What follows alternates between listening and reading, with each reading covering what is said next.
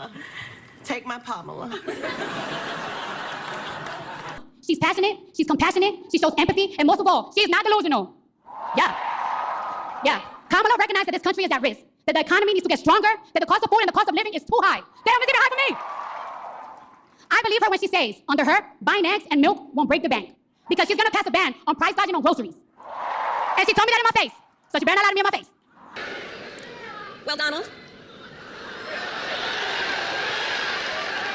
I do hope you'll reconsider to meet me on the debate stage. Because as the saying goes, if you've got something to say, say it to my face.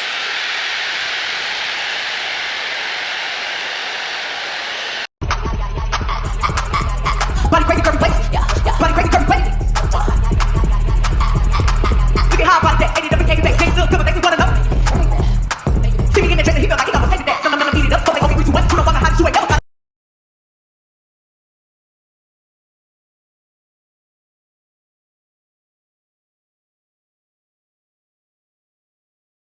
It's 7 p.m. Friday, it's 95 degrees. I ain't got no hitter, and no hitter ain't back. Just go, I'm about to show out. About these hitters level. How the f*** that your man? Is he right here with me?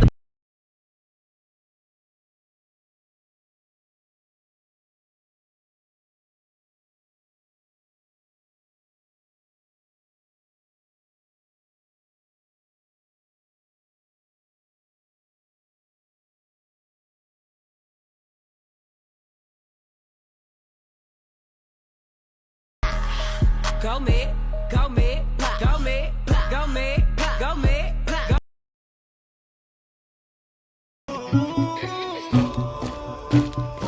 Too much media. Tune in to welcome to Too Much Media. Hey, okay, so crazy times. Election is over. Trumped us, they done dumped us. Okay, so we have our new presidential term decided for us. Trump done won. And I feel like this is interesting watching Trump win for the second time with a gap in between, because it's like, okay, so it's interesting because the last time he won was so long ago that it's like bringing back all the memories of the first time he won and like kind of seeing like the differences of like this time versus last time. Because for example, something that is the exact same as this time and last time is the fact that he ran against a woman both times. That must be a historical standing too, like first president to campaign against a woman for both terms. Like that's interesting. But I think it's interesting too that both times Trump won is when he ran against a woman. Like the one time he ran against a man, everyone was like, come on, be fucking for real. Like, we're not picking you over another male candidate. But as soon as there's a female candidate, they're like, oh, hell no. stand up.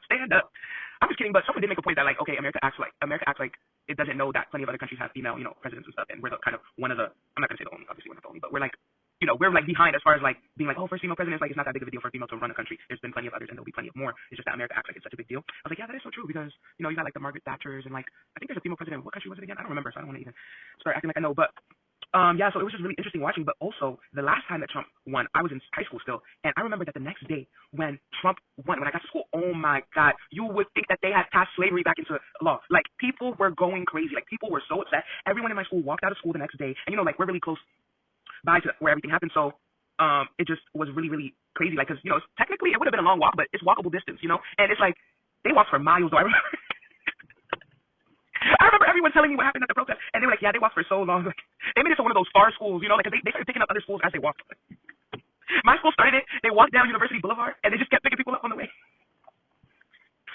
I don't know why I'm laughing, but we have to laugh. One thing I will say, like, post this whole thing, like, I think, like, you see, like, a lot of lack of emotion from most people who were on the Kamala side of things post the loss. And personally, like, although I don't count myself as, like, part of the Kamala side or part of the Trump side, I would have definitely preferred if Kamala won over Trump, just because if I'm talking like intellectually and like just like who I think would like actually do the job in terms of if I thought the job was a respectable job, I feel like Kamala had a better understanding of even what it takes to do the job. Like what the only laws Trump knows about is the financial ones. All he cares about is money. At least when we speak to Kamala, she actually has experience with the law and knows the literal law. Like she's a lawyer. Like I don't know. I feel like what we're asking for the job, like there should be some prior background experience that you need to have in order to even campaign to be elected. Like I understand we're supposed to make it open to everyone just because it's supposed to be like a free market and like democracy and stuff, so everyone gets the opportunity. If you just have the finances to campaign, you can. And I understand that also the perspective of a businessman in that position can be quite helpful to the economy. But I also do think you're taking a lot of lives at stake, and a lot of decisions need to be made where the decisions you make are based off the law. Look at how they were saying that if Kamala wins, Trump was 100% going to go to jail. They were planning to arrest this man for his previous crimes that he did pre and post his own presidency and during his own presidency, because he was breaking the law during presidency. You know why he was breaking the law during presidency? Because he don't know the law. He doesn't know the law. So it's like For him, now that he's in this power position, it's just kind of like, oh, I get to do whatever I want. So he's just doing what he wants. At least with Kamala, there's some level of accountability that we can hold to her, that if she does break the law, we can't say, you didn't know that you can't do this. You knew you couldn't do this because you know the law. You work in law. You know how to, even if you don't know the law, go double check before you do things. So we're going to hold you to a standard, you know? There's a certain standard we can't even hold Trump to. When he does certain comedy or buffoonery, we literally all just laugh because we, like, what can we do? What can we do? You know? So that's also, remember, I used to say, keep the oil, don't go in. I'd say, don't go into Iraq, but I was a civilian. Nobody cares. I was like you. So nobody cares. I want to get that mosquito out of here. I don't like it. They'll say it's cruelty to animals. I don't know. No, it's true. They were saying the other night, the shark. They were saying, oh, sharks, we have to protect them. I said, wait a minute, wait. They actually want to remove all the seals in order to save the shark. I said, wait, don't you have it the other way around? That's true. No, I'm not a big fan of sharks either. I don't know how many votes am I going to lose. I have people calling me up saying, we want to have a fund to save the shark. It's called Save the Shark. I say, no, thank you. I have other things I can contribute to. I recognize Israel's true capital, opened the American embassy in Jerusalem, and recognized Israel and its sovereignty. That's really the main reason I didn't want Trump to win. It was just because I don't feel like we can hold Trump accountable to the level of which I would like to hold the person in that office accountable. Like, if Trump messes up again, I'm unmoved. Like, when they were even threatening to arrest him, like, put him in jail and stuff, in my head, I was like, if they put him in jail, good, he needs to go. If they don't, okay, I don't care. Like, let him free too. Like, literally, whether Trump gets punished or not punished, like, I'm not so invested or, like, so angry at Trump. And I'm like, nah, we can't stand for this. Somebody needs to arrest him. Somebody needs to do something. I'm just kind of like, well, that's Trump for you. And I think that's what most people feel. Just kind of like, well, that's Trump for you. Like, we just be on Twitter laughing at him, laughing with him, honestly, because he seems to think that that's a big joke too. Y'all remember when Trump got elected the first original time, and everybody was laughing at the inauguration because they were like, he looks surprised too. They were like, he looks like he didn't expect to win. And then there was like a bunch of memes where everyone was like, when you win in a group project and you didn't realize it, like you didn't think it was gonna happen, or like when you were just joking but everyone took you seriously, and like all types of stuff. They were just like laughing because Trump genuinely looks like, oh shit, like me yelling about Hillary and her emails for like 8 months straight actually worked. Like y'all serious? Like y'all letting me be president for real? Like he couldn't believe it, and neither could we. Like neither could we. So it's just crazy that like he actually genuinely won. But like going back to like the first time he won and everyone was protesting and like walking out of my school and things like that. I just felt like at the time I was kind of young, so I didn't really understand the outrage. Like, I understood the outrage, obviously, because Trump's racist and misogynist and da-da-da-da-da-da-da. But the thing is, because of my experience with this country, I kind of expect that most people in those roles / higher positions hold the same views and values as Trump, but some are just better or worse at hiding or speaking about it. Do you see what I'm saying? So I'm like, nothing Trump has ever said has so moved me where I'm like, he's the problem. It's more like, yeah, there's a certain demographic of people who definitely think and move like him. He's their representative. Do you see what I'm trying to say? So it's like, I've never been moved to the point of being able to be angry or protesting against his presidency and his views of like building a wall or laws. I knew when Trump was talking about building a wall that was never going to happen anyway. Like he kept saying, let's build a wall, and people were getting so upset. I'm like, how can you do this? How can you say this? I'm like, bro, like engagement. He needs engagement. Like, you guys really think that Trump is going to build a wall? And like, if Trump does build a wall, like, I don't know, like every obstacle that these people make for us, like it always low-key ends up working against them. So I'm like, if he does build a wall, niggas gonna dig under the wall and crawl their way through, or they're gonna climb over, or they're gonna still find a way to channel their way in here if they want to come. Like him saying he wants to build a wall, and now think about that whole wall fiasco of when Trump was back in the day saying, let's build a wall, let's build a wall. We don't even talk about the wall no more. I have not heard anyone talk about building a wall, seeing a wall, Trump never putting up in his promise to build a wall. Like, no one talks about the wall anymore. So because I always understand that these conversations are very, like, time-constrained conversations, like we're only having the conversation because it's currently what someone says and we're just reacting, I struggle to a lot of times be emotionally pulled enough to do things such as protest or walk out of my school during the school day because the rest of my peers are doing it, you know? I definitely did not do that the last time Trump was elected and everybody walked out and everybody was furious and scared for women's rights and scared for this and that. I'm like, bro, he only has 4 years to ruin all of our lives as much as possible. Not to say he can't get it done, but just to say that the level of control a presidency has, it's going to be quite difficult to get a lot of things done within 4 years. Like the way I've seen how America struggles to move forward with any like objective that we have because of our 4-year terms is why I kind of am like never really too concerned when it comes to these elections. I'm like, whoever wins, like you got 30 minutes, right? You know you got 30 minutes. Like, what can someone really get done who has to get through Congress, House of Representatives, Senate, Judiciary, like, what do you call that, Supreme Court? Like, they have to get through so many public opinion, what's it called, like, chief of staff, this person, that person. Like, they have to go through so many, like, checks and balances that it's quite difficult to, like, completely reign with tyranny within 4 years. It's, like, really hard. And then there's a bunch of laws that other presidents have made and, like, other people have set up within their state. Then you also have state by state. They take different parts of the federal laws. So it's, like, I'd be struggling to believe that someone can really come and, like, really, truly ruin everything in 4 years. I'm like, before they got there, it's already kind of messed up. It's already fucked. Like, for real, you're kind of giving them a sinking ship as they get on. So it's like, okay, can you steer the sinking ship to crash into the rest of us? Like, I don't know. To me, it just always sounds quite unrealistic. Because I think about even when I think of African presidencies and how they try to follow the American way of having terms and, like, you know, 4-year terms and things like that. And I always think to myself, like, look at these countries. Like, they're so underdeveloped and so, like, in complete chaos. Like, realistically, should we even be trying to think in a way of trying to follow America with 4-year term presidencies? I think it's a bad idea, honestly. I think that when we find a good leader in Africa, we should stick to them. We should let them rule for longer than 4 years. Honestly, we might need to let them rule until they're literally physically / mentally incapable, just because I don't feel like they can actually genuinely get the work that needs to get. Anywho, back to our regularly scheduled programming.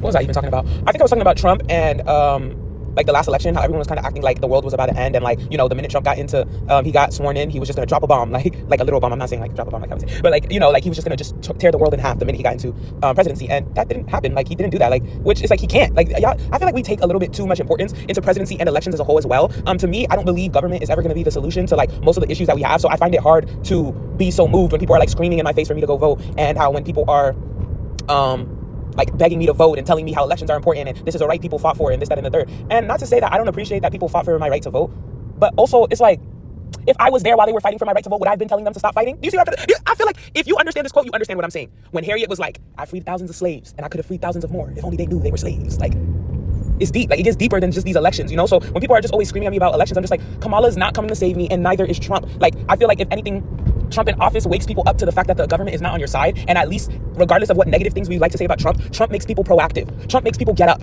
Trump makes people decide that they're going to figure out what their views actually are and fight for those views. So it's like, you can argue and hate Trump all you want, but Trump teaches lessons. Trump makes people be better and more for whatever their cause is. Do you see what I'm saying? Not to say he himself is a good, and he himself has good causes, and he himself, but it's like, even think about the whole Hitler situation. Hitler made the United States look like saviors. You know, he made them actually have to come through and save the day. If it wasn't for all of Hitler's bad, would we have been calling America good for all these years? And like, the first time Trump also got elected, I also used to say, like, I was kind of, you know, what is the word I'm looking for? Because it's like tricky with these types of conversations.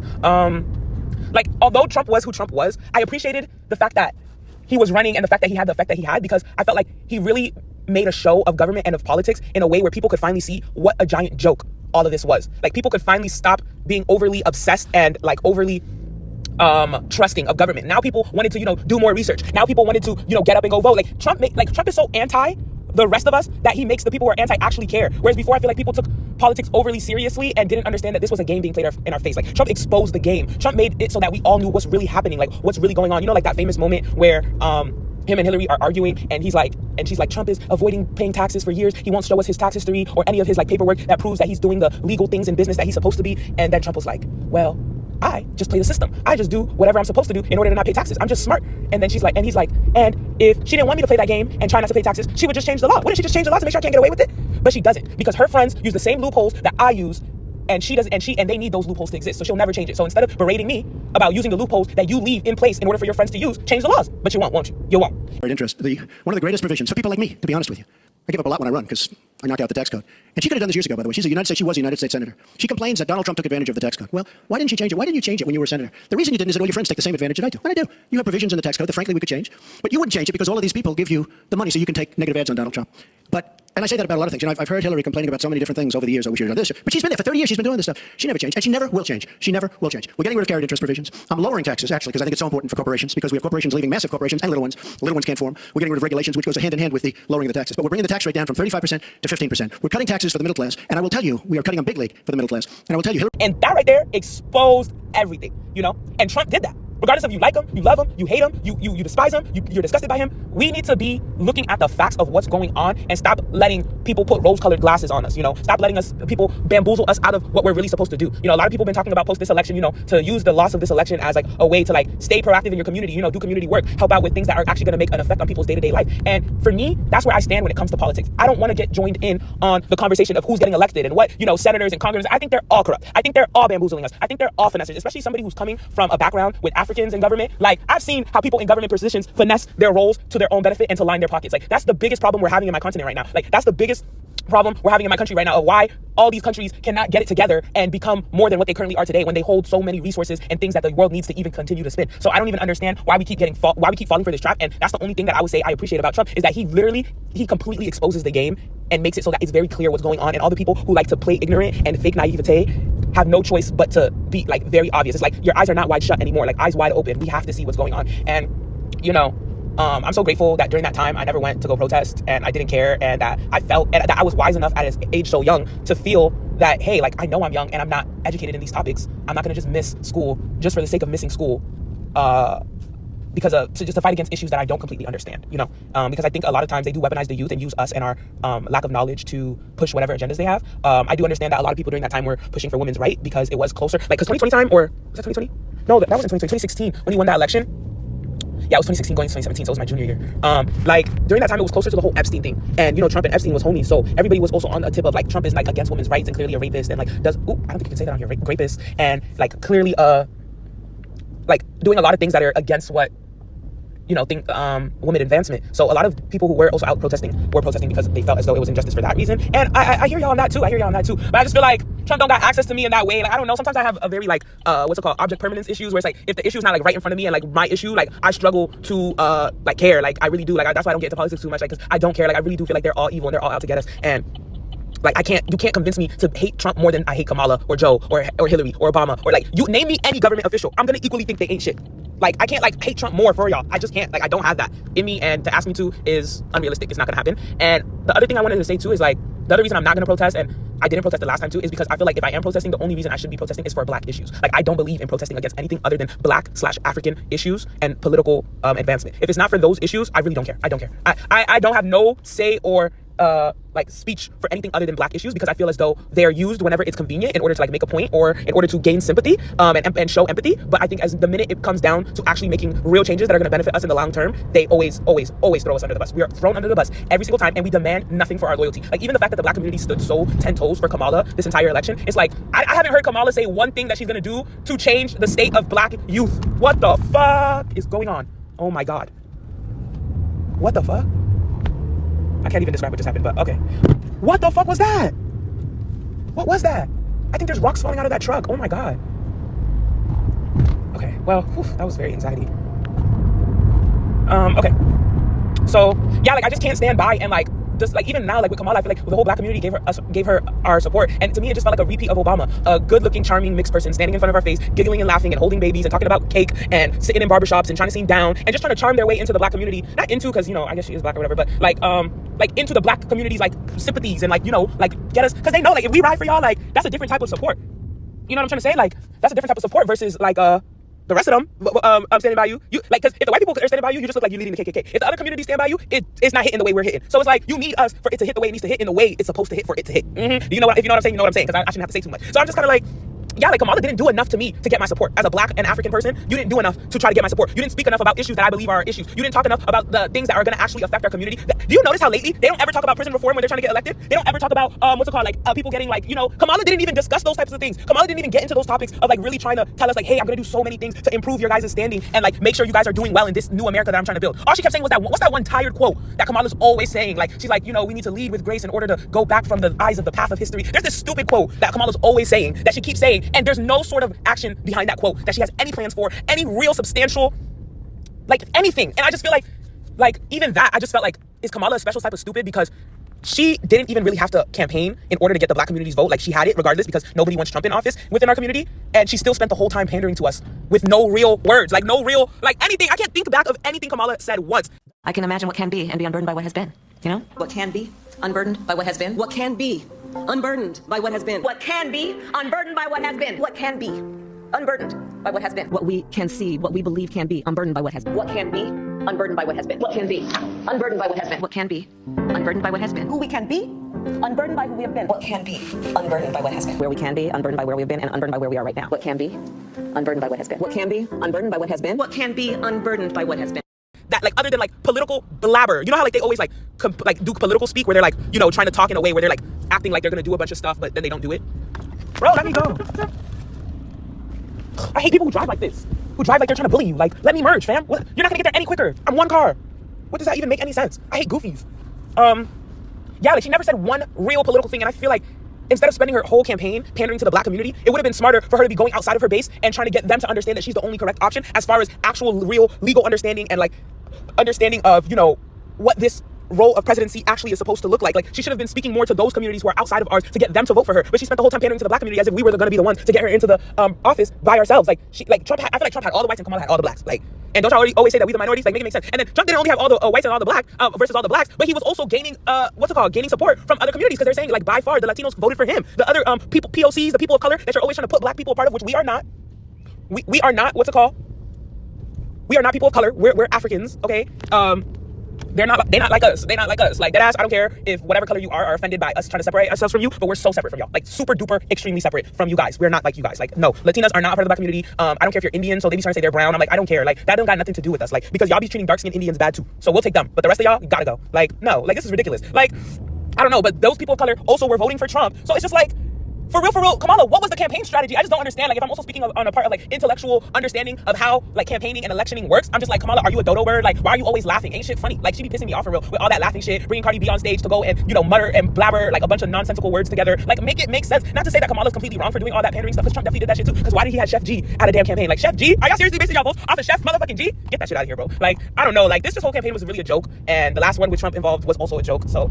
Oh, the last two with Trump involved. Every time you put Trump in election, we really gonna see what this government shit is about. It's a joke, guys. Like, it's really a joke. It's clownery, it's buffoonery. You need to be every day in your community trying to figure out what kind of things y'all can do to be more, you know, unionized amongst your neighbors, not amongst these government officials. They're never gonna help us. All they're gonna do is waste our time. And nobody better not be protesting this time around. I do not want to see no protest. I don't know if they do start protesting, because obviously I know where I live, so I know that, you know, if there is a protest to come, these folks gonna do it. Like, they're gonna be front and center in front of the White House as usual.